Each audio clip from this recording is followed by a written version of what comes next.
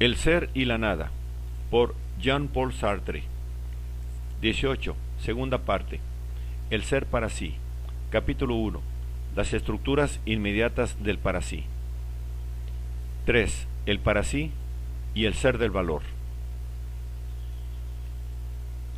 Un estudio de la realidad humana debe comenzar por el cogito, pero el yo pienso cartesiano está concebido en una perspectiva instancista de la temporalidad.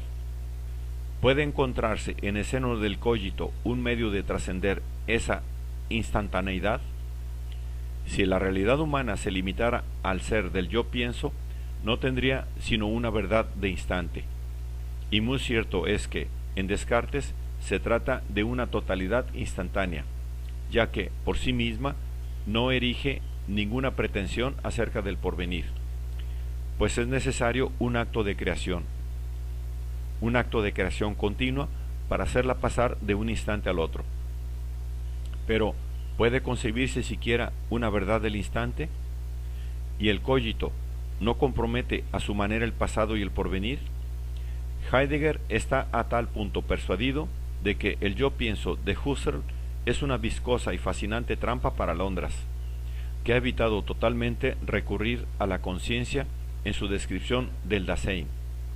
Su propósito es mostrarlo inmediatamente como cura, es decir, como escapando de sí mismo en el proyecto de sí hacia las posibilidades que él es, y llama comprensión a este proyecto de sí fuera de sí, lo que le permite establecer la realidad humana como revelante revelada. Pero esta tentativa de mostrar primeramente el escapar así del Dasein hallará a su vez dificultades insuperables. No se puede suprimir primero la dimensión conciencia, así sea para restituirla enseguida. La comprensión no tiene sentido a menos que sea conciencia de comprensión. Mi posibilidad no puede existir como mi posibilidad o de comprensión, a menos que sea mi conciencia la que escape de sí misma hacia aquella. Si no, todo el sistema del ser y de sus posibilidades caería en la inconsciencia, es decir, en el en sí. Hemos sido lanzados de vuelta hacia el cogito. ¿Es necesaria la descripción del para sí? Hemos encontrado primero una nihilización, con que el ser del para sí se afecta en su ser, y esta revelación de la nada no nos ha parecido que trascendiera los límites del cogito, pero veámoslo más despacio. El para sí no puede sostener la nihilización sin determinarse a sí mismo como un defecto de ser. Esto significa que la nihilización no coincide con una simple introducción del vacío en la conciencia. El en sí no ha sido expulsado de la conciencia por su ser exterior, sino que el propio para sí se determina perpetuamente a sí mismo, a no ser el en sí. Esto significa que no puede fundarse a sí mismo sino a partir del en sí y contra el en sí. De este modo, la nihilización, siendo nihilización del ser, representa la vinculación original entre el ser del para sí y el ser del en sí. El en sí concreto y real está enteramente presente en el meollo de la conciencia como lo que ella misma se determina a no ser. El cogito ha de llevarnos necesariamente a descubrir esta presencia total e inalcanzable del en sí. Y, sin duda, el hecho de esta presencia será la trascendencia misma del para sí. Pero, precisamente, la nihilización es el origen de la trascendencia concebida como vínculo original del para sí, con el en sí. De este modo, entrevemos un medio de salir del cogito, y veremos más adelante, en efecto, que el sentido profundo del cogito es, por esencia, rechazar fuera de sí. Pero no es tiempo aún de describir esta característica del para sí. Lo que la descripción ontológica ha hecho aparecer inmediatamente es que ese ser es fundamento de sí como defecto de ser, es decir, que se hace determinar en su ser por un ser que él no es. Empero, hay muchas maneras de no ser, y algunas de ellas no tocan a la naturaleza íntima del ser, que es lo que no es. Si, por ejemplo, digo de un tintero que no es un pájaro, el tintero y el pájaro quedan sin ser afectados por la negación. Esta es una relación externa que no puede ser establecida sino por una realidad humana testigo. Por el contrario, hay un tipo de negación que establece una relación interna entre lo que se niega y aquello de lo cual se niega. A esta negación pertenece la oposición hegeliana, pero esta oposición misma debe fundarse sobre la negación interna primitiva, es decir, sobre la carencia. Por ejemplo, si lo inesencial se hace a su vez lo esencial, ello se debe a que se lo siente como una carencia en el seno de lo esencial. De todas las negaciones internas, la que penetra más profundamente en el ser, la que constituye en su ser al ser, el cual niega con el ser al cual niega, es la carencia. Esta carencia no pertenece a la naturaleza del en sí, que es todo positividad. No aparece en él, no aparece en el mundo, sino con su surgimiento de la realidad humana. Solo en el mundo humano puede haber carencias.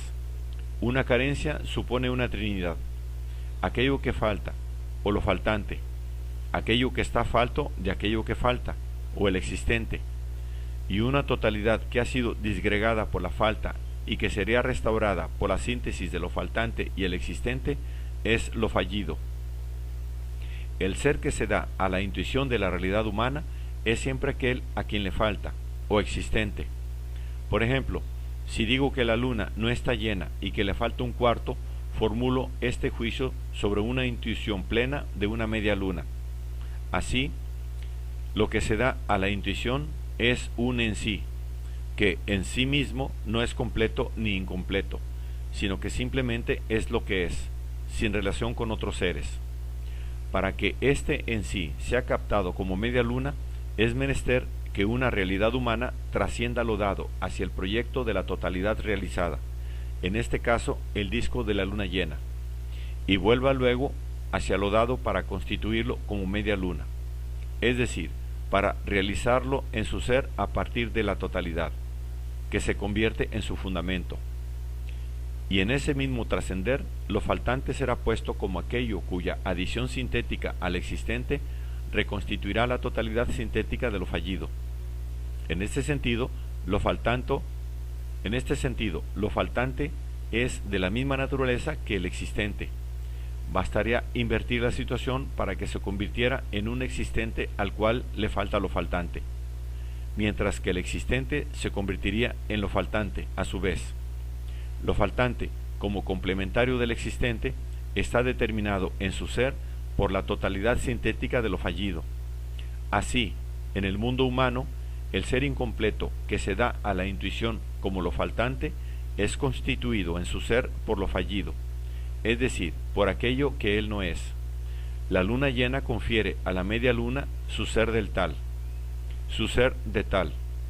Lo que no es determina a lo que es.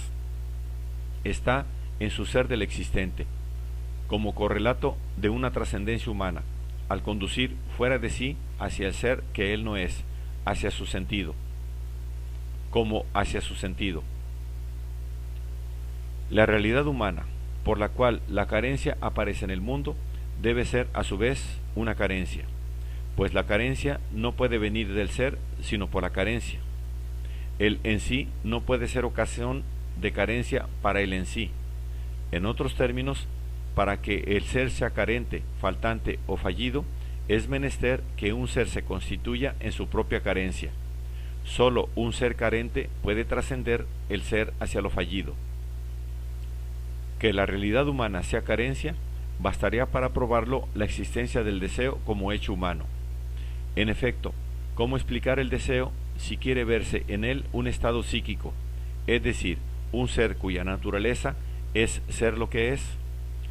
Un ser que es lo que es, en la medida en que se lo considera como siendo lo que es, no solicita nada para completarse, sino en cuanto es trascendido por la trascendencia humana.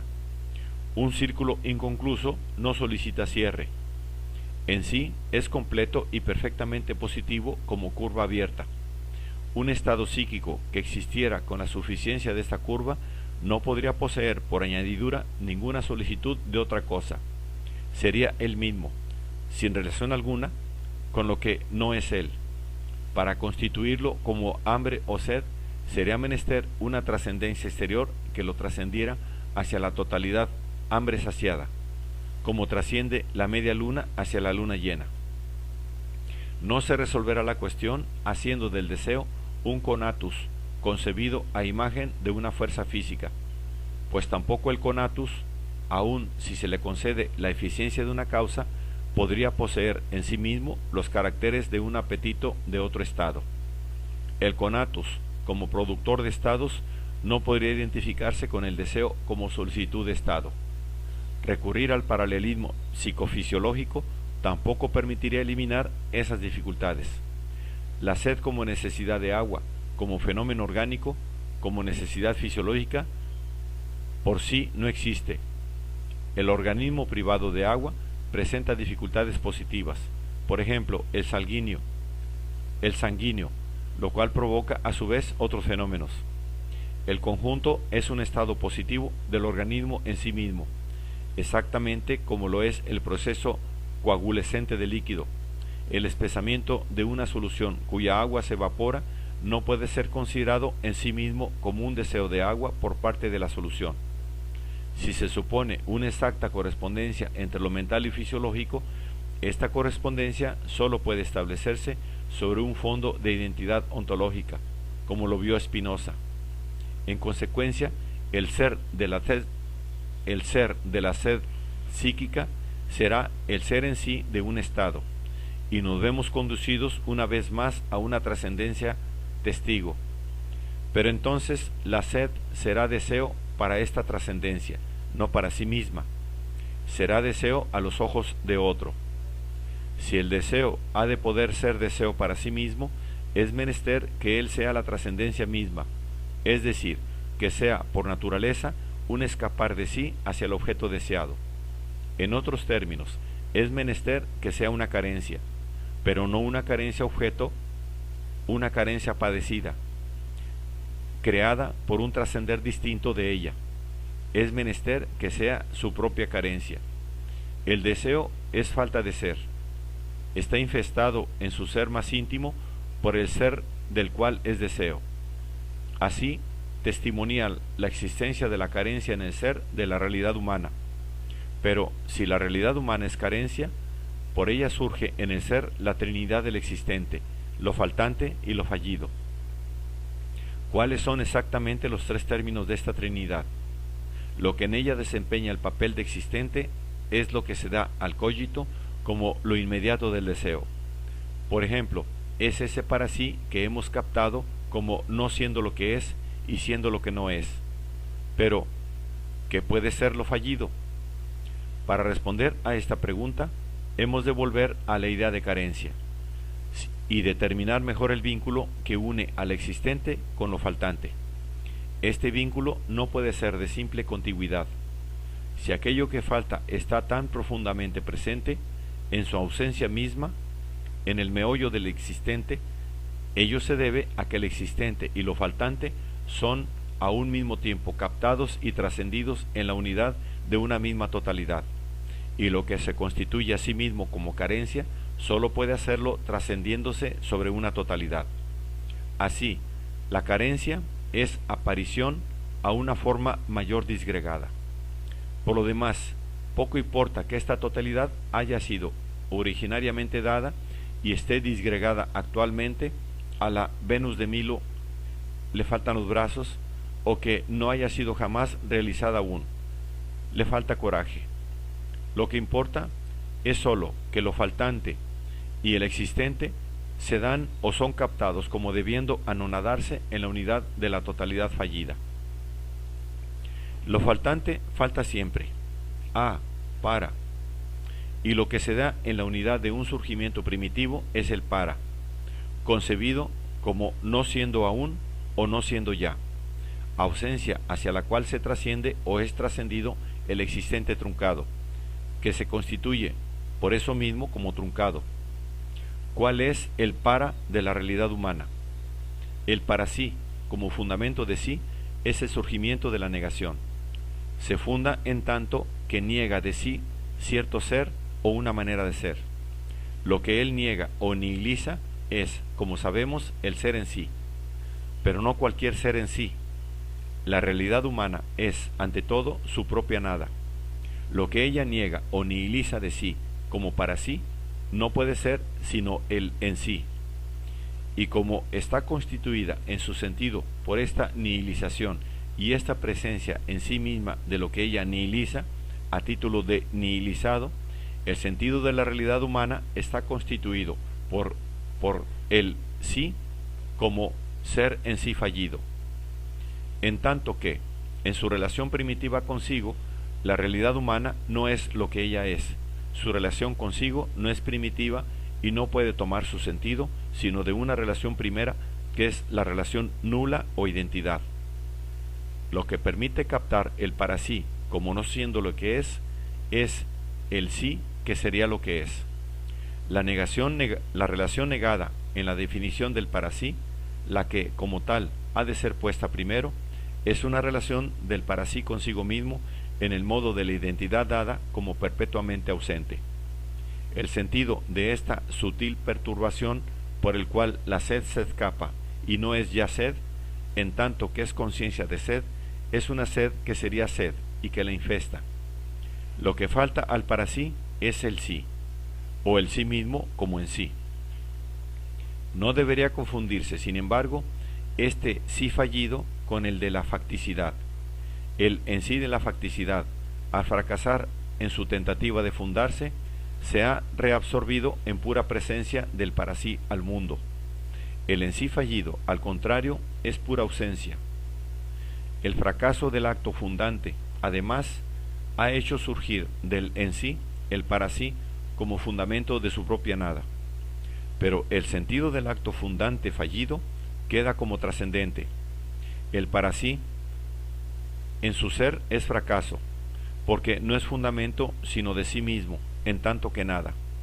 A decir verdad, este fracaso es su ser mismo, pero no tiene sentido a menos que se capte a sí mismo como fracaso, en presencia del ser que es su fracaso, es decir, del ser que será fundamento de su ser y no ya solo fundamento de su nada. Esto es, que será su propio fundamento en tanto que coincidencia consigo mismo. Por naturaleza, el cogito remite a aquello que le falta y a lo por él fallido, ya que es cogito infectado, ya que es cogito infestado por el ser, como bien lo vio Descartes, y tal es el origen de la trascendencia. La realidad humana es su propio trascender hacia aquello de que es carencia. Se trasciende hacia el ser particular que ella sería si fuera lo que es. La realidad humana no es algo que existiría primero para estar falta posteriormente de esto o de aquello. Existe primeramente como carencia y en vinculación sintética inmediata con lo que le falta. Así, el acontecimiento puro por el cual la realidad humana surge como presencia al mundo es captación de ella por sí misma como su propia carencia. La realidad humana se capta en su venida a la existencia como ser incompleto. Se capta como siendo, tanto que no es en presencia de la totalidad singular de la que es carencia, que ella es, en la forma de no serlo y que es lo que es. La realidad humana es perpetuo trascender hacia una coincidencia consigo misma que no se da jamás. Si el cogito tiende hacia el ser, ello se debe a que su propio surgimiento se trasciende hacia el ser, cualificándose en su ser como el ser al cual falta la coincidencia consigo mismo para ser lo que es. El cogito está indisolublemente ligado al ser en sí, no como un pensamiento a su objeto, lo cual relativizaría el en sí, sino como una carencia a aquello que define su carencia. En este sentido, la segunda prueba cartesiana es rigurosa. El ser imperfecto se trasciende hacia el ser perfecto. El ser que no es fundamento sino de su nada se trasciende hacia el ser que es fundamento de su ser. Pero el ser hacia el cual la realidad humana se trasciende no es un Dios trascendente, está en su propio meollo y no es sino ella misma como totalidad. Pues, en efecto, esta totalidad no es el puro y simple en sí contingente de lo trascendente.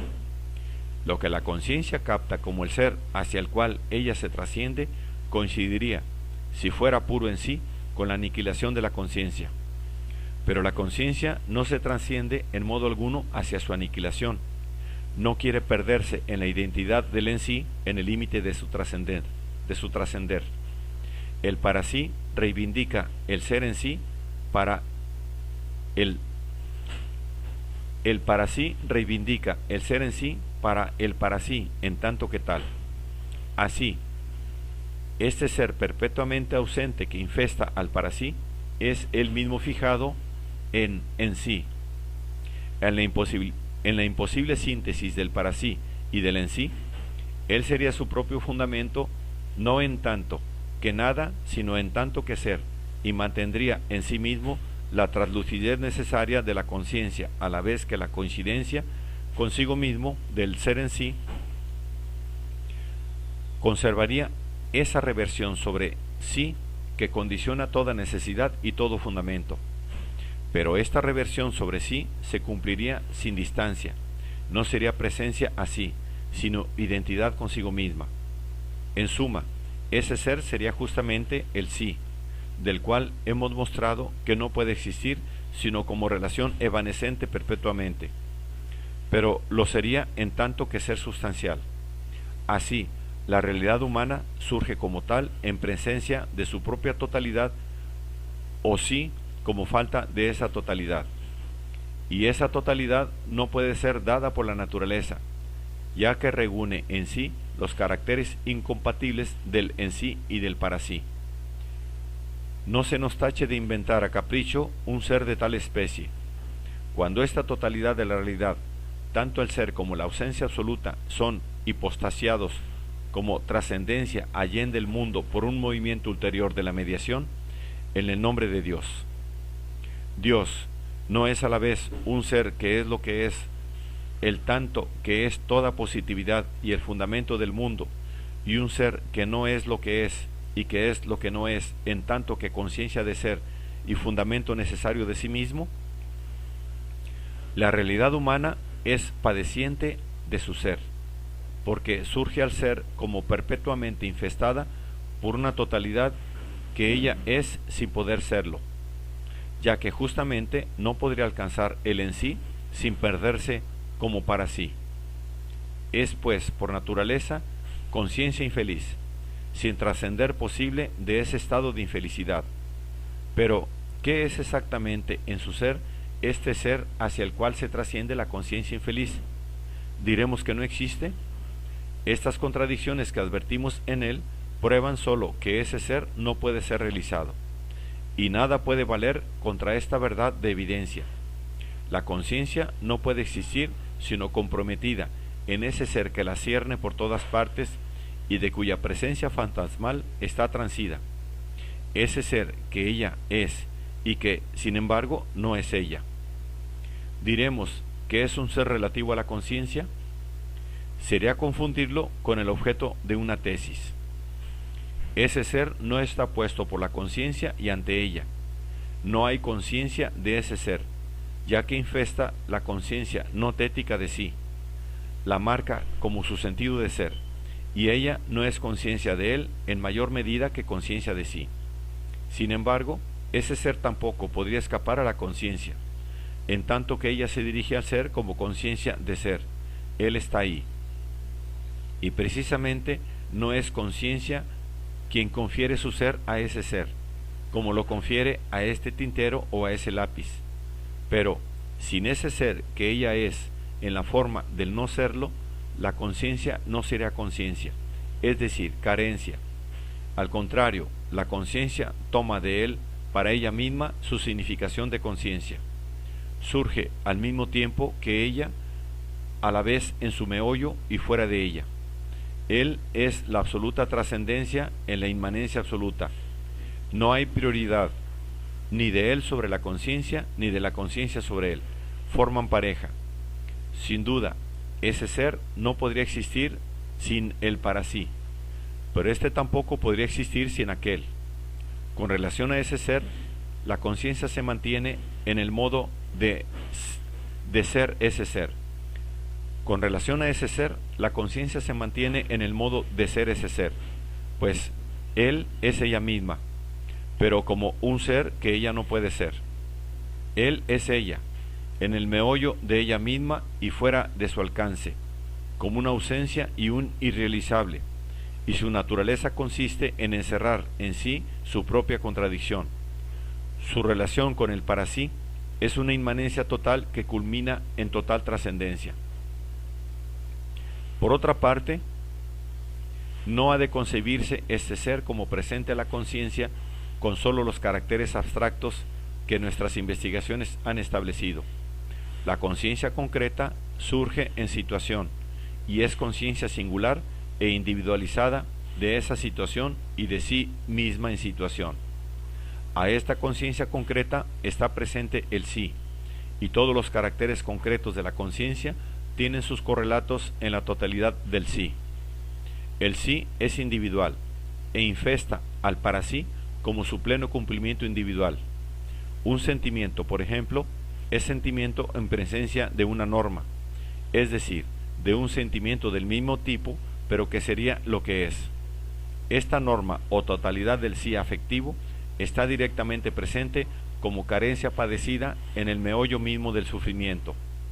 Se sufre y se sufre por no sufrir bastante. El sufrimiento de que hablamos no es jamás enteramente el que sentimos.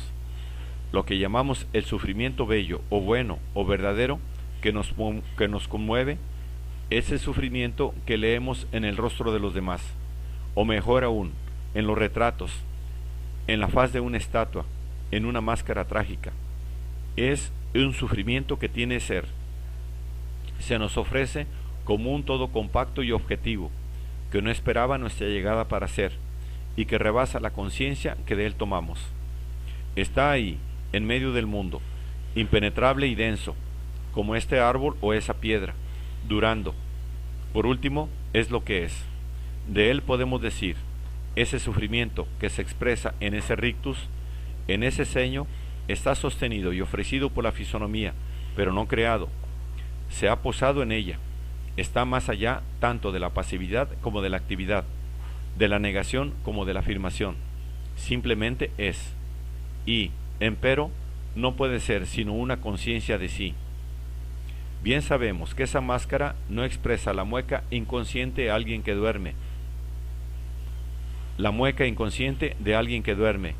ni el rictus de un muerto. Remite a posibilidades, a una situación en el mundo. El sufrimiento es la relación consciente con esas posibilidades, con esa situación, pero solidificada, moldeada en el bronce del ser, y en tanto que tal nos fascina. Es como una aproximación degradada a ese sufrimiento en sí, que infesta a nuestro propio sufrimiento.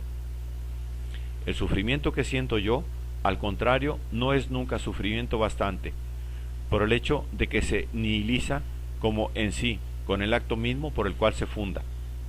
Como sufrimiento, escapa hacia la conciencia de sufrir. No puedo jamás ser sorprendido por él, pues solo es en la exacta medida en que yo lo siento. Su traslucidez le quita toda profundidad. No puedo observarlo como observo el de la estatua, puesto que yo lo hago y sé de él. Si es preciso sufrir, yo querría que mi sufrimiento me captara y desbordara como una tempestad, pero es menester, al contrario, que yo lo eleve a la existencia de mi libre espontaneidad. Querría a la vez serlo y padecerlo, pero ese sufrimiento enorme y opaco que me transportaría fuera de mí, me roza constantemente con su ala y no puedo captarlo. No encuentro sino a mí que me lamento y grito, a mí que debo, para realizar ese sufrimiento que soy, representar sin tregua la comedia de sufrir. Me retuerzo los brazos, grito, para que seres en sí, sonidos, gestos, recorren el mundo. cabalgados por el sufrimiento en sí, que yo no puedo ser. Cada lamento, cada fisonomía del que sufre, aspira a esculpir una estatua en sí del sufrimiento. Pero esta estatua no existirá jamás, sino por los otros y para los otros. Mi sufrimiento sufre por ser lo que no es, por no ser lo que es, a punto de reunirse consigo. Se hurta, separado de sí mismo por nada, por esa nada de que él mismo es fundamento. Por no ser bastante, se hace charlatán, pero su ideal es el silencio de la estatua, del hombre agobiado que baja la frente, cubre el rostro sin decir nada. Pero este hombre silencioso solo calla para mí. En sí mismo parlotea inagotablemente, pues las palabras del lenguaje interior son como esbozos del sí del sufrimiento. Solo a mis ojos ese hombre está aplastado por el sufrimiento.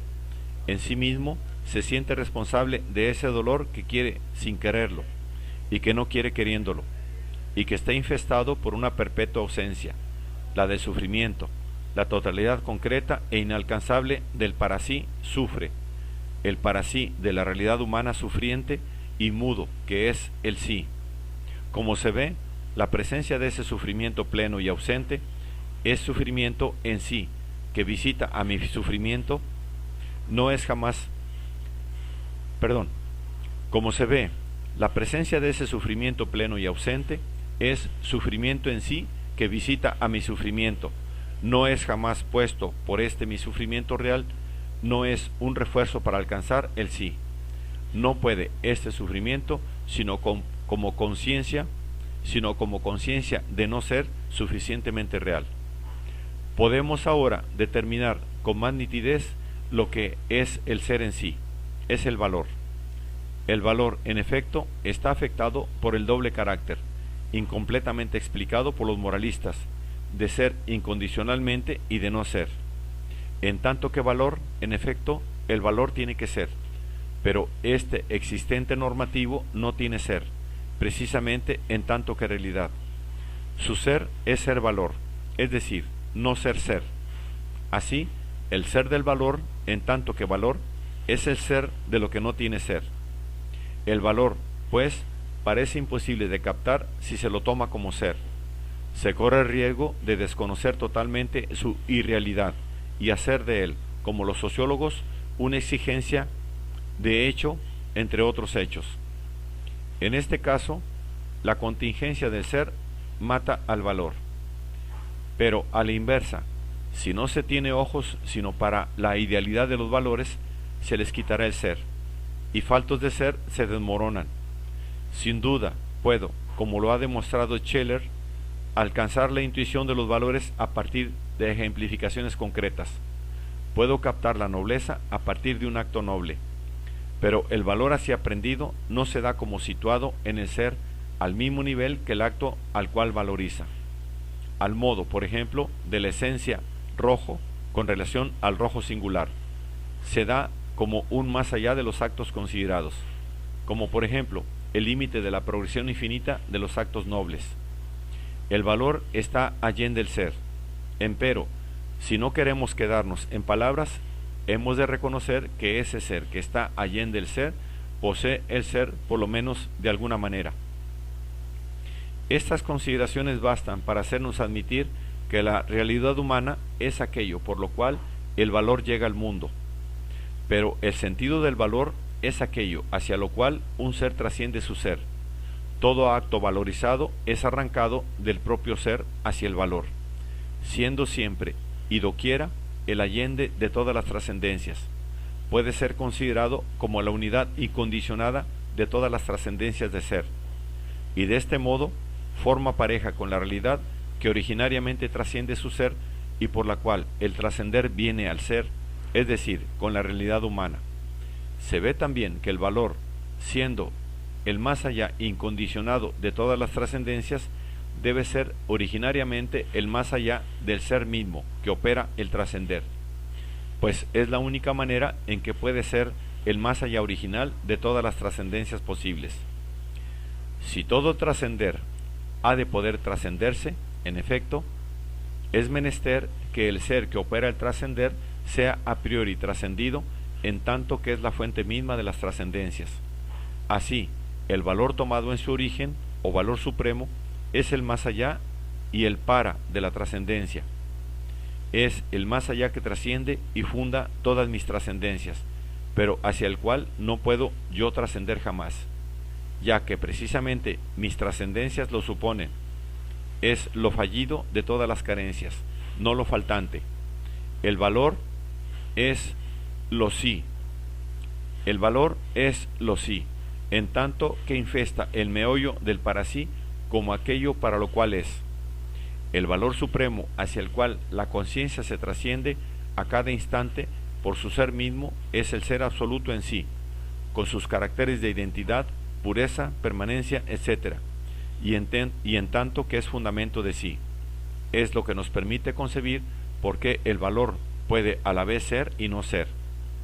Es como el sentido, y el más allá de todo trascender, es como el en sí ausente, que infesta al ser para sí, pero desde que se lo considera, se ve que es él mismo un trascender ese ser en sí, ya que se lo da él mismo a sí mismo.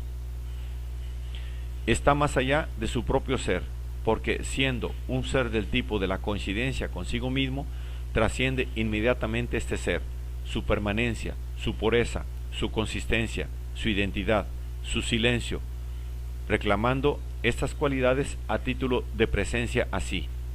Y, recíprocamente, si se comienza por considerarlo como presencia, así, esta presencia queda enseguida solidificada, la fijada en sí.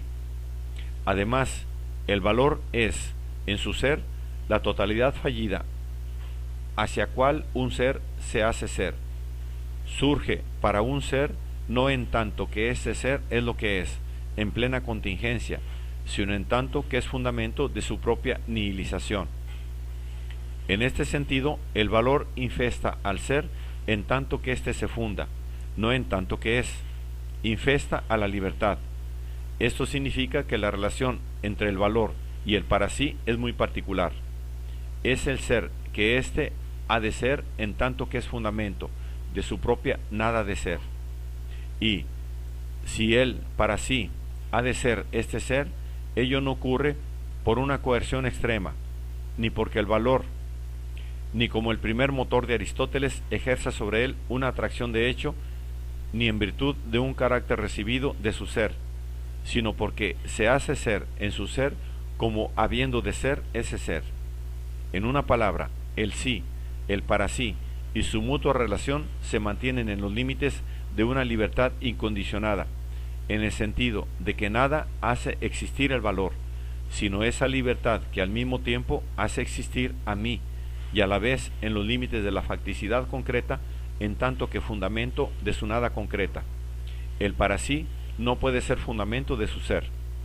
Hay, pues, que participar del trascender, haciendo del sí la tesis, del para sí la antítesis y del en sí la síntesis, y al mismo tiempo una libre y absoluta necesidad para sí o valoral, al observarse que si bien al para sí le falta el en sí, al en sí no le falta el para sí esencial, y hay, pues, reciprocidad en la oposición.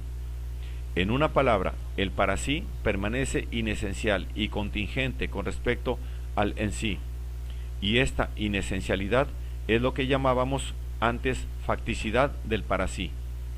Así, la síntesis o valor sería ciertamente un retorno no tético del para sí, que se hace ser como conciencia de ser, esté donde quiera, esté doquiera y en ninguna parte, en el meollo de la relación nihilizadora reflejo reflejante, presente e inalcanzable, vivido simplemente como el sentido concreto de esa carencia que constituye mi ser presente. Para que el valor se convierta en objeto de una tesis, es menester que el para sí al cual infesta comparezca ante la mirada de la reflexión.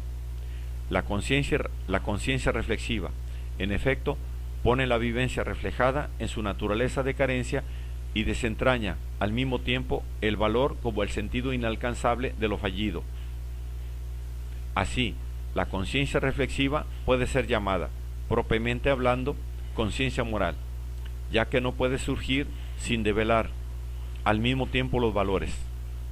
Es evidente que quedo libre en mi conciencia reflexiva para dirigir mi atención a los valores o para pasarlos por alto, exactamente como de mí depende mirar más particularmente en la superficie de esta mesa mi estilográfica o mi paquete de tabaco. Pero, sean o no objeto de una atención detallada, los valores son. No ha de concluirse de ello, empero, que la mirada reflexiva sea la única capaz de hacer aparecer el valor, ni que proyectemos por analogía los valores de nuestro para sí en el mundo de la trascendencia.